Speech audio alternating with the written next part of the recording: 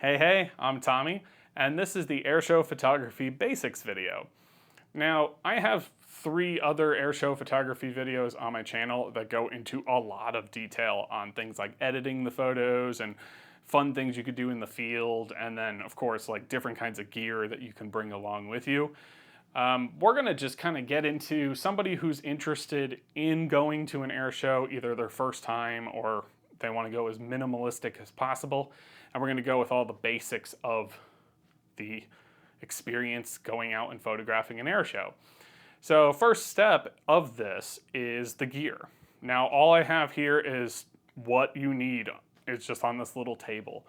You need a camera, you need a long lens, extra batteries, and extra memory cards. And that's really it. Like, I would say we're gonna get a little bit into detail on this, but this is all you really need to bring along with you. If you wanna bring like a bag to put this in or a camera strap or whatever you have, that's one thing or another, but camera gear itself is just what's on this table. For the camera, this is a Canon EOS R5. It shoots 45 megapixel shots, and then it has 12 mechanical and 20 electronic frames a second burst mode. And I would say that when choosing a camera, the most important feature that you need is the frames per second burst mode. That's whenever you take the shot in a high-speed drive mode, will the camera take X amount of photos within a second. In the case of like if I did 12 mechanical, for example, that means in 1 second, this camera can shoot 12 frames or 12 different photos while I'm holding that trigger down. I would recommend you need at least 10 frames per second for your camera, because then you will get that critical moment when you're taking a burst of photos as you're panning the camera around and the jet is going by. You could take those 10 shots and then pick one of those 10 shots that'll be the moment of the trick that you really like. So that's the only feature I would really recommend on a camera like this. The higher the megapixel, the easier you can manipulate the photo later in post. So that would be like probably a side note if you want to make a higher megapixel camera, if your memory can handle it, if your computer hard drive can handle it too. So. But really the key feature for an air show gear-wise is a camera with a fast frames per second burst mode. Next up is the lens. The lens is gonna have a nice zoom range to it. If you use one of those really big expensive fixed focal length ones, like a 600 f4 or whatever, more power to you. I cannot afford one of those. But these are a lot more versatile in my opinion, a lot easier to move around, and you're going to be shooting an air show in the day, so the aperture doesn't really matter too much either, which we'll get into in just a few minutes. But you want a nice throw to have like this one is a RF 100 to 500 by Canon, and it can extend all the way to 500 millimeters to get that aircraft in the shot really up close, even though it's pretty far away. But then as the aircraft is coming back, you can pull back all the way down to 100, and that's a really good focal range to be able to be flexible with taking the shots as the aircraft's moving all around in the sky. So things like a 100 to 300, a 100 to 400, a 200 to 600, this 100 to 500, all those longer focal length telephoto lenses that are more handheld are the things that I recommend, because just having this little combo is really easy to move it around and do what you need to do. As far as extra batteries goes, should be pretty self-explanatory. You're gonna be on an air show for like 6 to 8 hours, right? It's a long time. Lots of photos will be taken. Batteries tend to run out. So at least bring a couple of them with you. 2 or 3 is probably good. And then memory cards, I would say the more memory cards, the safer you will be. You're going to take a lot of photos, especially if you're taking photos in burst mode. It's going to fill up a card really quickly. So have multiple cards, because when this card's full, I should be able to just take it out and put a new one in it and be ready to keep going. In my other video that I talk about gear, I go into detail of like different methods that you can use to unload these cards while out in the field to save money and not have to buy a ton of them. But if you're starting out an air show, especially if you have like SD cards, these are CF cards, they're a little expensive, so that might be an issue if you have one of those too. But if you shoot with SD cards, you can just buy a bunch of those. They're relatively cheap, and just anytime a card fills, you just put it in your bag and pop a new one in and keep going. And then that's really it for airshow photography gear. So, now we could just move on to the next step, right? All right, so we have the gear ready, so let's go ahead and talk about the settings that go on the gear. So there's actually 3 different kinds of things you can use, and what I like to remember all of this by is a 25 rule, so to speak. It's not a real rule, I just kind of made it up, but it's just thinking about the number 25 for your shutter speed. For your shutter speed is one of the biggest things that change in these settings. So to start off with, we have the 1/2500th of a second for a shutter speed. Aperture is f9, and then your ISO is going to be between 800 and 1200 or whatever to get a good lighting for a jet aircraft in the sky. This is just when you're pointing up at a sky and you're getting the aircraft and you're locking it into place and making sure you get a nice sharp image. The next setting after that is for jets when you want like a motion blur behind it. Say, for example, it's passing across mountains or trees or something in the background of the image. You can get a good motion blur and have the aircraft solid and focus in the shot, but then behind it has that nice cool rushing effect. That setting is around 1/250th of a second for a shutter speed. See, there's another 25 there. And then prop planes, now this part gets a little tricky, but prop planes have a ability to get a creative motion or sense of motion in your shot by getting a nice beautiful circle of the propeller on the plane itself.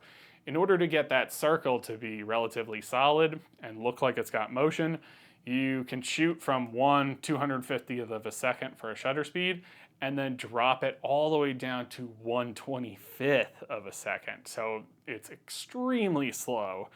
And of course, the reason why I didn't mention aperture and ISO for these other 2 settings on the motion blur is your aperture is going to increase as the shutter speed decreases, and your ISO is going to go all the way down to 100, because you want the camera to be as dark as possible so that the shutter speed could be as slow as possible, because that lets in a lot of light when the shutter speed is slower.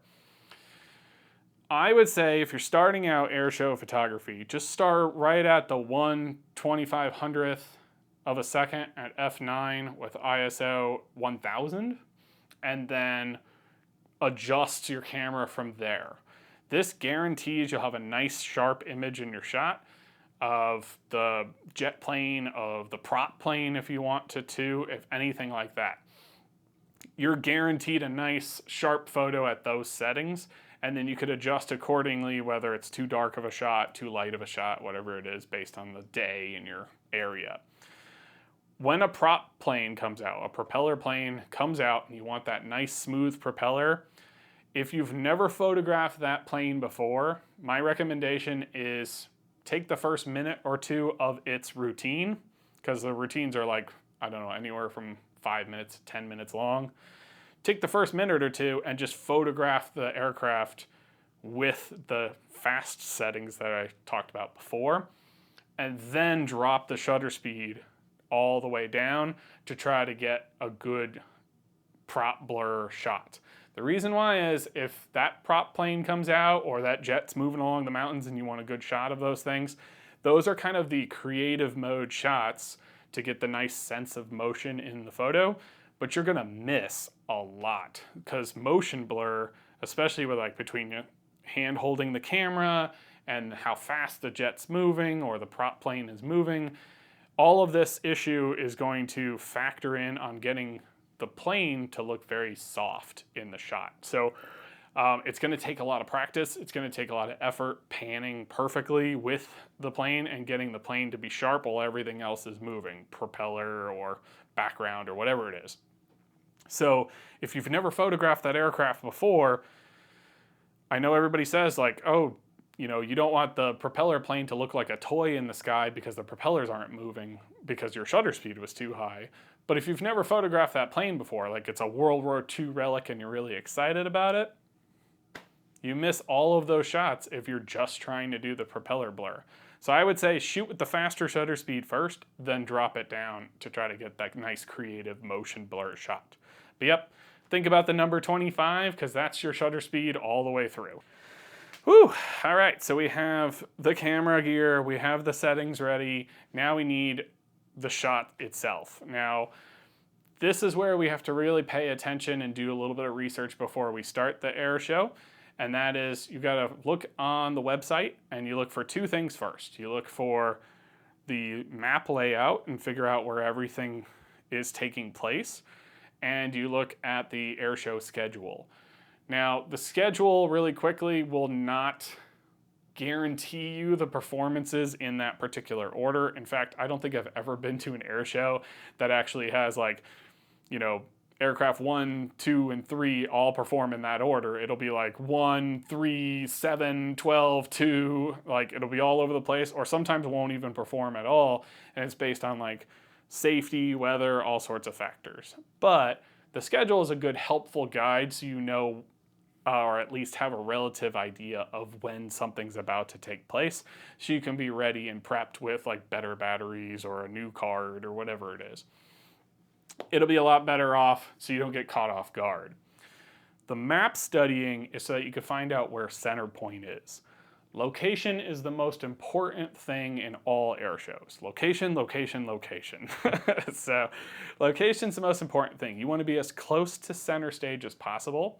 Center stage usually takes place around where like the VIP seating is, the flight line ticket holders, the expensive ticket holders, usually have like a nice covered area with some pre-laid out chairs and stuff like that. They don't have to bring their own chair and stuff. That's the area you want to kind of look at on the map to see, because you'll find a relative center stage. Now, center stage is really only for the aircraft to know where they need to be close to the audience and to pull off tricks. If this camera is center stage, the trick is going to start here, go all the way through, and then end here, right? So you're going to have this nice little range that you could pan across during the course of that aircraft's particular trick. And they'll try to do that in around center stage if it's safe enough. Center stage is also the closest spot that they usually typically fly by. So if they're coming in that area, you don't even need 500 millimeters. You can be zoomed in a lot more, so you have, or zoomed out a lot more, so you have like only 200 millimeters or 300 millimeters for a focal length to photograph these aircraft because they'll be so close to you, which is pretty great. Center stage is the place to almost guarantee some shots for yourself, like really good keeper shots. No matter what lens you've got a lot better chance of getting the photo the closer you are to the center stage. So always try to figure out the layout of the area of the air show, figure out where the sun is pointing, and then kind of line yourself up with as close to center stage as possible to where the sun is behind you, and you can kind of shoot through the whole center stage area. And again, that's using flight line, VIP is what they usually call it. Those ticket holders, they usually have a pretty close up to center stage spot, so look for them. Or if they have the option for it and you have the available money for it, buy a photo pit ticket. Photo pit tickets are a significantly more expensive upgrade. We're looking at like, you know, for me as a veteran, an air show would be only $5 at this one air show I go to, but a photo pit ticket's $60, right? So there is definitely a price difference when you look at stuff like that. But if you get a photo pit ticket, it's almost like you don't have to worry about the layout anymore. They purposely put you in front of the audience so the audience isn't in your way. And a lot of times they'll even put you out into the flight line itself. So you're really close to the action, which is really awesome. But of course, you have to pay for that and it gets pretty expensive. And there's a limited amount of tickets. So if you're like short notice going to an air show, you'll probably be in general admission. And that's where all this studying the map, find center stage comes in handy. Getting there nice and early, of course, too, is a very helpful thing, because if you're one of the first people through that front gate with your ticket, you can go find a good spot to put your chair down in and set up shop exactly where you want to be. So get there nice and early, find where center stage is, or at least where the VIPs are, and try to set yourself up around them or around that center stage area, or what you think might be center stage area. And then, of course, if you can, get a photo pit ticket. So yeah, those are like the big factors of that. It's all location, location, location. Make sure you know the sun is behind you as best as you can get it, or at least at an angle behind you would be the best way to take the shots, and as close as you can to center stage. So yeah, that's it really. Just make sure you have a nice, good camera setup ready to go. Make sure you have the location exactly planned out so that you can get as close to center stage as possible, or at least buy a photo pit ticket and not worry about any of that problems. And you know, just use these basic settings to start off with and just kind of adjust from there. And you're pretty much ready to go. I would say the last piece of advice I would give before I send you guys out there to have fun is have fun. Like, go out there and just take photos. That's the whole point, right? It's just to experience it, play around, have a good time. Air shows are really a really enjoyable time to actually just check out really cool things, doing really cool things, right? So if you miss a few shots that you were aiming for, don't get discouraged. You can always go to another one. You can always take more of those shots. You know, there's still a few shots that I've been trying for a couple of years now that I haven't been able to get.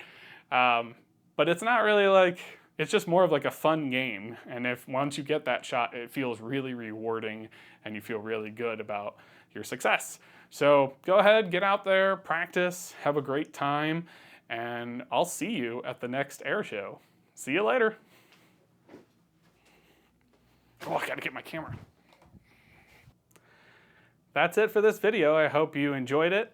Tried to make it as fast as possible, so if I talked a little too quickly, by all means, go ahead and check out my other airshow photography videos that are much more in depth than this one, and throw out other options like behind the scenes clips you can do and other fun stuff like that. Also, we go into a detail on how to edit some of these photos that we take while we're out there. This video should hopefully give you a nice understanding. If you have any other questions, by all means, drop a comment in the comment section below, and also leave me a like, and I'll be able to respond back to you as quick as I can. Also, if you really want to see some of my airshow photography more than what I've shown in this video, go ahead and follow this Instagram right here. And also, you can check out my website that I'll put right here. So anyway, I hope you have a great time. Get out there, have fun, and keep practicing.